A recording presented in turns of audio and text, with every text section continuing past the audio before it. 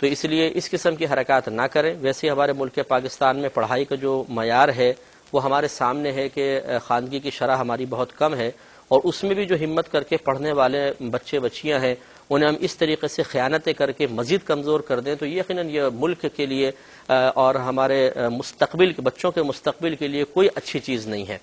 یہ اصل میں معذرت کے ساتھ ہو سکتا ہے بعض ٹیچرز خود پڑھانے میں کوتاہیاں کرتی ہیں، ناغے کرتی ہیں، موبائل پہ باتیں کرتی رہتی ہیں، اپنے سویٹر لے آتی ہیں، وہاں پہ بنتی رہتی ہیں، ریسیپیز پڑھتی رہتی ہیں، سارا سال اس طرح ان کا گزر جاتا ہے، یا مطلب اسٹاف روم میں بیٹھ کر وہ ہنسی مذاق ٹھٹے باتیں ہو رہی ہوتی ہیں، اور آخر میں جب وہ دیکھتی ہیں کہ ہمارے پڑھانے کی کوتاہی کی بنا پر بچوں کے فیل ہونے کا اندیشہ ہے، جس سے خود ہماری مطلب کارکردگی متاثر ہوگی اور ہمارے بارے میں غلط رپورٹ اوپر جائے گی، تو وہ اس قسم کی پھر خیانتیں کر کے بچوں کی تباہی کا سامان کرتے ہیں۔ یہ بہت بڑی خیانت ہے، اس سے اجتناب کرنا چاہیے۔ ہو سکتا ہے کہ ہمارے الفاظ یقیناً اچھے تو کسی کو بھی نہیں لگیں گے، برے ہی لگیں گے، لیکن ایک لمحے کے لیے سوچئے گا کہ میدان محشر میں آپ جواب کس طریقے سے دیں گے، وہاں پر حساب کتاب دینا بہت مشکل ہے، یہ خیانت کا حساب اس کا بھی ہوگا۔ بہن نے فرمایا کہ ان کی والدہ نے اپنی زندگی میں انہیں کچھ گولڈ بطور تحفہ دے دیا تھا، تو کیا وہ ان کا ہو گیا؟ اب والدہ انتقال کر گئی ہیں۔ تو دیکھیں اپنی زندگی میں اپنی مرضی سے اور حالت صحت میں نے اسی لیے کویسچن کیا، اگر کوئی مطلب جیسے والدہ ہیں والد ہیں بالکل بستر مرگ پر ہیں اور ایسے مرض میں مبتلا ہیں کہ اب اس کے بعد افاقہ نہیں ہوگا، اس میں اگر وہ کسی کو تحفہ دیتے ہیں تو وہ قابل قبول نہیں ہوگا، اس کو ہبہ کو منع کیا جائے گا، بلکہ ورثہ کا حقی بنایا جائے گا۔ لیکن انہوں نے حالت زندگی میں حالت صحت میں آپ کو تحفہ دیا تو بالکل وہ آپ کا ہے، رکھ سکتی ہیں۔ دوسرا جو مطلب ڈاکٹرز وغیرہ نے کوئی انگوٹھی وغیرہ اتار کر وہ جو دی گھر والوں کو اور انہوں نے آپ کو دے دی کہ یہ لے لیں، اس میں آپ کا حق نہیں ہے، اس میں تمام بہنوں بھائیوں کا حق ہے، کیونکہ یقیناً وہ وفات کے بعد ہے، اور وفات کے بعد نہیں بھی ہے تو خاص والدہ نے آپ کو تحفہ ہبہ یا گفٹ نہیں کیا ہے، لہٰذا اس میں سب کا حق ہوگا، وہ مال وراثت ہے۔ ایک انہوں نے کہا کہ کیا ایسا ہو سکتا ہے کہ اگر کسی کا انتقال ہو تو اس میت کے کپڑے ثواب کی نیت سے صدقہ کر دیا جائیں؟ دیکھیے اگر وہ کپڑے باقاعدہ قیمت رکھتے ہیں تو وہ مال وراثت ہے، اور مال وراثت کی تقسیم ضروری ہے، لہٰذا ایسا نہیں ہو سکتا کہ آپ دیگر ورثاء سے پوچھے بغیر اس کو صدقہ کر دیں۔ ہاں پہلے اس کو تقسیم کر دیں، مثلا آپ نے جو مال کپڑے ہیں مثال کے طور پر جسے شرعی طور پہ حق ہوتا ہے اس کی قیمت کا اندازہ کر کے آپس میں تقسیم کر لیں، اس کے بعد سارے ورثاء کہ بھائی ٹھیک ہے یہ ہم صدقے کے لیے دے دیتے ہیں، پھر وہ صدقہ کر دیا جائے تو ٹھیک ہے۔ اور یہ تقسیم کا تکلف اٹھانے کی اس لیے ضرورت ہے کہ وراثت کی تقسیم حق شرع ہے، شریعت نے فرمایا تقسیم کرو، یہ نہیں کہا کہ تمہاری مرضی ہے تقسیم کرو یا نہیں کرو، شریعت کا حکم ہے تقسیم کرو، تو تقسیم تو کرنا پڑے گا، تو تقسیم سے پہلے معاف نہیں کر سکتے، تقسیم سے پہلے اپنا حصہ کو چھوڑ نہیں سکتا، تقسیم کرنے کے بعد پھر ورثاء کی مرضی ہے وہ اپنے مرضی سے مال دے کر صدقے وغیرہ کے لیے مختص کر دیں تو اس کی گنجائش نکل سکتی ہے۔ میں نے فرمایا کہ آپ کا پروگرام آ رہا ہوتا ہے، اذان شروع ہو جاتی ہے تو کیا ہم اذان سنیں یا آپ کا پروگرام سنیں، اور اگر پروگرام کی آواز تھوڑی سی بلند کر دی جائے تو کیا یہ صحیح ہے؟ دیکھیے سب سے پہلے تو سمجھیے کہ اذان کے دوران ہمیں کیوں یہ حکم دیا گیا کہ ہم توجہ اذان کی طرف رکھیں؟ وجہ اس کی یہ ہے کہ زمانہ کفر میں جب اذان ہوتی تھی تو کفار شور مچاتے تھے، اور اس طریقے سے حی علی الصلاۃ یعنی آؤ نماز کی طرف، حی علی الفلاح آؤ بھلائی کی طرف، جو اللہ کی طرف سے قاصد دعوت دے رہا ہے، اس دعوت سے اعراض لازم آتا تھا، منہ پھیرنا لازم آتا تھا، تو اس کی فقہا نے مذمت فرمائی، اور جو مسلمان پھر اذان سے اعراض کرے تو گویا کہ وہ اللہ کی دعوت کو چھوڑ رہا ہے، تو کفار سے مشابہت سی ہو گئی، اس وجہ سے فقہا نے اس کو مکروہ قرار دیا۔ لیکن اسی صورت میں ہوگا کہ جب انسان کسی ایسے کام میں مشغول ہو کہ جو مطلب یا تو مستحب ہے، مباح ہے، یعنی اگر جیسے قرآن کی تلاوت کر رہے ہیں مستحب ہے لیکن اس کو چھوڑ کر آپ کو دیکھنا ہوگا، یعنی اذان سننی ہوگی۔ اسی طریقے سے اگر آپ کوئی مباح کام کر رہے ہیں، باتیں کر رہے ہیں، یا مطلب باہر دوستوں کے ساتھ گفتگو چل رہے ہیں تو بہتر ہے کہ ٹھہر جائیں، پہلے اذان کو سن لیں، اذان کا جواب دے لیں، یہ مستحب اور مباح کے لیے۔ لیکن اگر آپ فرض عین علم سیکھ رہے ہیں، فرض کفایہ سیکھ رہے ہیں، اور آپ کو یقین ہے کہ اگر میں رکوں گا تو میرا فرض علم نکل جائے گا، تو پھر حکم شرع یہ ہوگا کہ آپ پہلے وہ فرض علم حاصل کریں اور پھر اذان کی طرف متوجہ ہوں۔ یہ اذان سے اعراض کرنا نہیں ہے، بلکہ یہ ایک فرض چیز کی طرف متوجہ ہونا ہے۔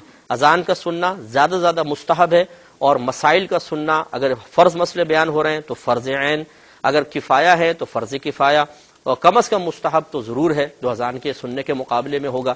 اور مسائل بہت سے ایسے ہوتے ہیں کہ جب ہم بیان کرتے ہیں سائل ایک ہوتا ہے، سوال ایک ہوتا ہے، لیکن ہزاروں لوگوں کے بلا مبالغہ بعض اوقات تو لاکھوں لوگوں کے مسائل اس سے حل ہو جاتے ہیں۔ اور اس قسم کے پروگرام جو سوالات جوابات پر مشتمل ہوتے ہیں، ایک بہت بڑی اللہ کی نعمت ہے کہ آپ گھر بیٹھے ہزاروں مسئلے سیکھ لیتے ہیں۔ آپ آواز بند کر دیجئے، پروگرام مت دیکھیے، اذان سنیے، اس سے آپ کو زیادہ سے زیادہ یہ فائدہ حاصل ہوگا کہ آپ کو ثواب ملے گا، لیکن علم تو حاصل نہیں ہوگا۔ لیکن آپ جب پروگرام دیکھیں گے، حرام حلال کے مسائل سیکھنے کو ملیں گے، اپنی اغلاط پہ انسان مطلع ہوتا ہے، گناہوں سے توبہ کی ترغیب حاصل ہو جاتی ہے، عبادات پر استقامت کی ترغیب حاصل ہوتی ہے، انسان حقوق کی ادائیگی کا شعور حاصل کر لیتا ہے، فرائض کی ادائیگی کا شعور حاصل کرتا ہے، اتنے بڑے بڑے فائدے ہوں تو یقیناً اس کو فوقیت دینی چاہیے۔ اس لیے نہیں کہ میں یہ پروگرام کر رہا ہوں، اس لیے کہ اس میں جو علم بیان ہو رہا ہے وہ قرآن و حدیث کا نچوڑ ہے، اور اس پہ توجہ اذان کی طرف متوجہ ہونے سے کہیں زیادہ اولا اور بہتر ہے۔ بہن نے فرمایا کہ اگر کوئی شخص حالت احرام میں ہے تو کیا وہ جائے نماز پر نماز ادا کر سکتا ہے؟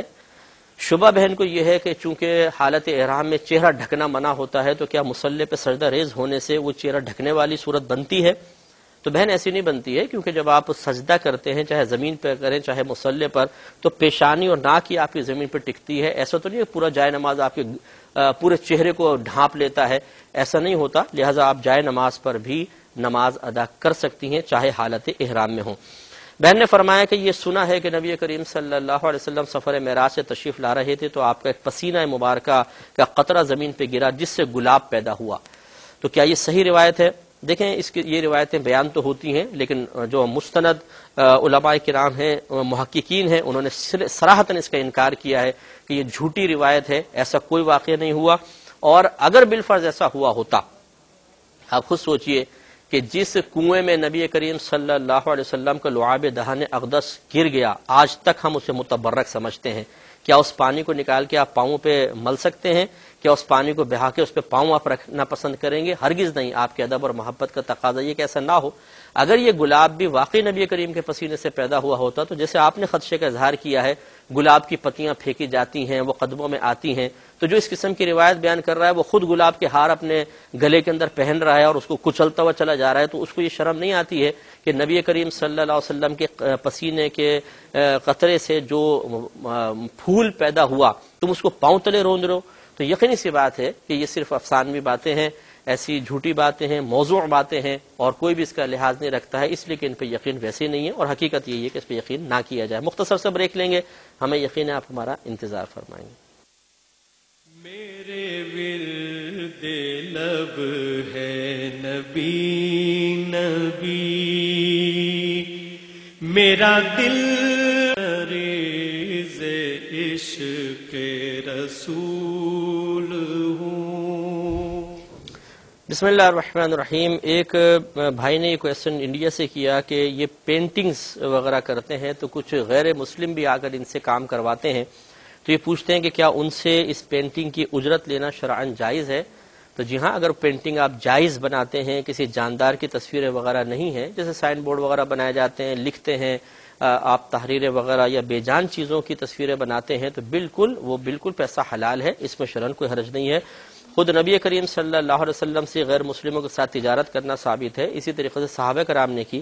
یہ اگرچہ تجارت نہیں ہے، اجارہ کہلاتا ہے کہ آپ باقاعدہ ایک عمل کرتے ہیں، پھر عمل کی اجرت طلب کرتے ہیں، تو یہ بھی مطلب جائز ہے، اس میں شرعاً کوئی حرج نہیں ہے۔ ایک کالر ہمارے ساتھ ہیں، پہلے کال لیتے ہیں، پھر انشاءاللہ سلسلہ جواب دوبارہ شروع کریں گے۔ السلام علیکم۔ السلام علیکم۔ جی بہن۔ ہیلو، السلام علیکم۔ وعلیکم السلام، فرمائیے، آپ کی آواز آ رہی ہے۔ مفتی صاحب، میں نے آپ سے یہ پوچھنا تھا کہ میری نا شوہر کے ساتھ میرا جھگڑا ہو گیا تھا، اچھا، تو بعد میں نا میں نے منت مانی تھی کہ میری صلاح ہو جائے تو میں مثلا کہ تصویر والا آئس کریم میں نے مانا تھا کہ وہ پڑھا لوں گی، اس کے بعد نہیں پڑھایا گیا، میرا پھر جھگڑا ہو گیا، تو میں اب کیا منت مانی تھی آپ نے؟ تصویر والا آئس کریم۔ آیت کریمہ پڑھواؤں گی؟ ہاں جی، تو وہ نہیں پڑھایا، پھر میں ادھر جھگڑا ہو گیا، میں پھر اپنے میکے میں آ گئی، 2 ماہ ہو گئے، تو وہ کیا پڑھانا چاہیے کہ نہیں؟ ٹھیک ہے، اور دوسرا یہ کہ نماز کی چھٹی میں کوئی وظیفہ وغیرہ کر سکتے ہیں یا نہیں کر سکتے؟ کس میں؟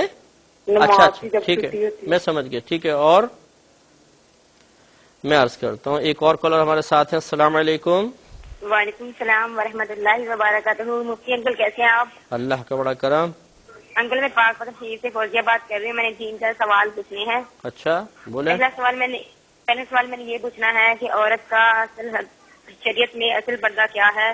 کیونکہ کئی عورتوں کو دیکھا وہ جسم کا پردہ کرتی ہے اور چہرے کا نہیں کرتی, اور کئی عورتیں چہرے کا کرتی ہیں اور جسم کا نہیں کرتی. ایک تو یہ پوچھنا ہے. اور دوسرا سوال یہ ہے کہ جو شوال کے روزے ہیں نا 6, اگر کسی کے فرض روزے ہوں تو وہ نیت کر سکتا ہے کہ میرے شوال کی نیت بھی اور فرض روزوں کی بھی ہو گئی. ٹھیک اور ہے. تیسرا سوال یہ پوچھنا ہے کہ وہ شریعت میں جو معذور ہے کہلاتا ہے وضو میں, یعنی کہ جس کے شاپ کے قطرے وغیرہ آنا یا کوئی اور, اس کے بارے میں آپ بتا دیں وہ کن کن چیزوں سے معذور کہلائے گا؟ یعنی کن چیزوں کی بنا پر شرعی معذور ہوگا, یوں؟ جی انکل یہی پوچھنا ہے. اور ٹھیک ہے. اور میں عرض کرتا ہوں ایک اور کالر ہمارے ساتھ ہیں. السلام علیکم. السلام علیکم. وعلیکم السلام. یہ ہمارے گھر میں تصویر ہے, اپنے ہمارے فیملی کی تصویر ہے. کس کی؟ ہماری فیملی کے.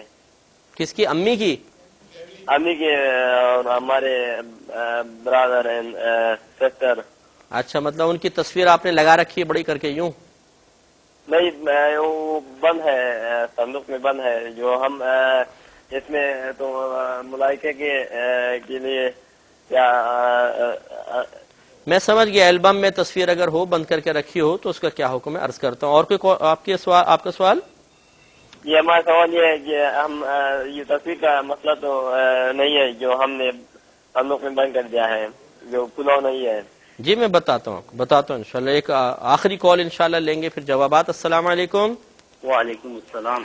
جی حضرت. مجھے یہ پوچھنا تھا کہ اگر قرآن کریم یا کوئی اس قسم کی اسلامی کتاب ہم سے نیچے گر جاتی ہے تو اس کا کیا کفارہ ہوگا اگر کفارہ ہوتا ہے؟ اور دوسرا یہ کہ پیاز اور لہسن کھانے کے بعد مسجد میں جا کے نماز پڑھنا منع ہے, کہ اگر مسجد سے بندہ باہر ہو تو پیاز یا لہسن کھانے کے بعد جماعت کروا سکتا ہے؟ اچھا. اور ایک یہ سوال پوچھنا تھا کہ شریعت میں مسجد کے اندر گمشدہ چیزوں کا اعلان کرنے کے بارے میں کیا حکم ہے؟ ٹھیک ہے. اور ٹھیک ہے, بس میں عرض کرتا ہوں. ایک یہ بہن نے پوچھا تھا کہ ان کی کوئی پہلے شادی ہوئی تھی, ان لوگوں نے ان کو زیور دیا تھا اور کہا تھا ہم نے پہلی بہو کو بھی دیا ہے, تو